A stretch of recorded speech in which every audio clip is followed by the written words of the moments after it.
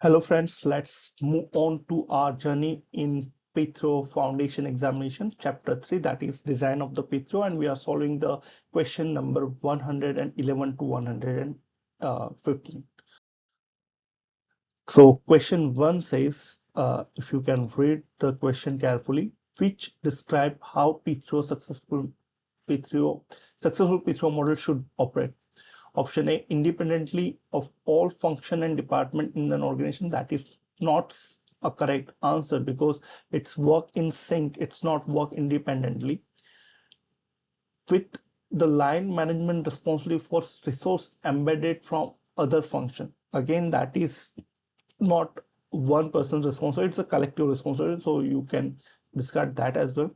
With awareness of other function in an organization and how P3O will work with them. That seems to be the correct one. It's an integrated approach, and that is what P3O means for. Let's move to the next. Which business as usual governance with business as usual governance applied to all change initiative within an organization? That is not a correct answer because business as usual BAU is applied for operation related stuff, not a new change initiative. That is your project and portfolio level stuff. So that's not a correct. So I believe C is the most correct answer according to me. Let's see the answer.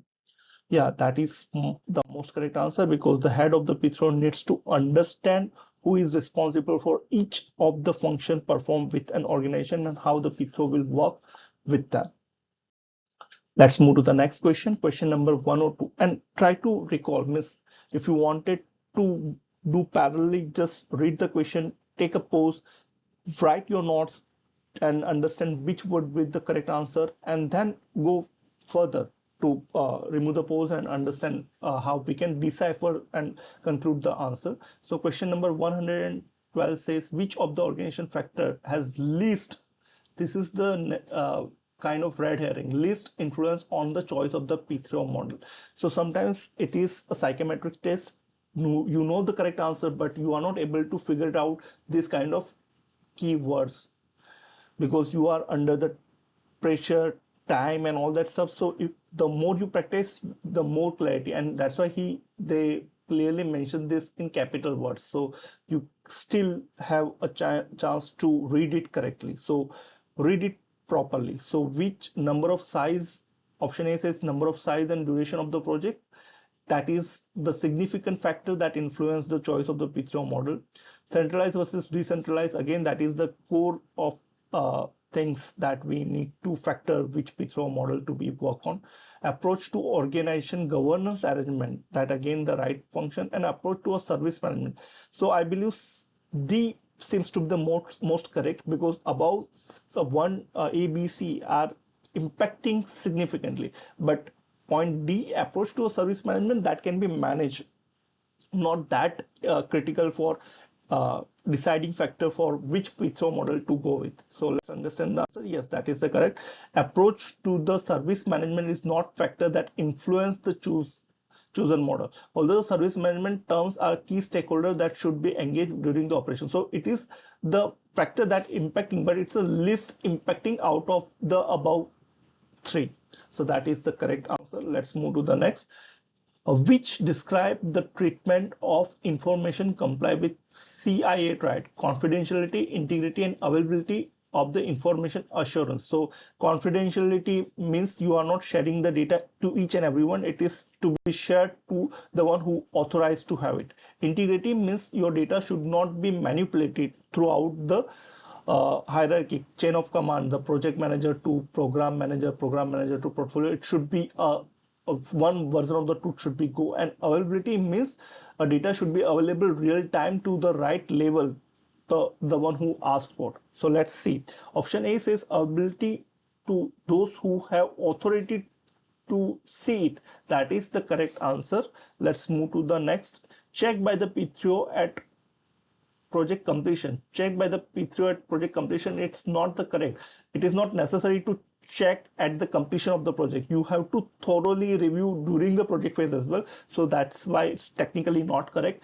Change on the authority of the head of the P3O. Change on the authority of the head of the P3O. So it's not necessary. The authority should be delegated throughout the value chain. So it's not necessary that head of the P3O is the only authority to change that. So again, that is not a technically correct. Ability of anyone who requests it. So that is again not the correct, because the ability principle says the authorized one only assess that, not each and every one. So I believe A is the most correct answer in the this CI, right? Yeah, that is the correct. The to ensure the correct availability of information, it should be accessible to those with need of authority. So right data or information available to the right stakeholder at the right time. That is the crux of it. Question number 114 says, which of the underlying success factor of a virtual P3O model? Virtual P3O model, let's see, virtual P3O required maturity level 3 and above. Okay, so predictability of the project program delivery is increased. Underlying success factor, it's an outcome, not a success factor. PPM standard owned by a senior PPM professional, yes, that is the leadership and ownership of the thing. So B seems to be the correct one. A minimum P3O level maturity is 3 required. So that is not the correct answer. You can uh, separate it out. Local variance to standard to emerge. That is again not the right things to happen, because it should be standardized from center to distributed. It should be everyone should have a single version of the truth. So it's not that templates and standards are compromised at each level. So I believe B is the most correct answer in the given scenario.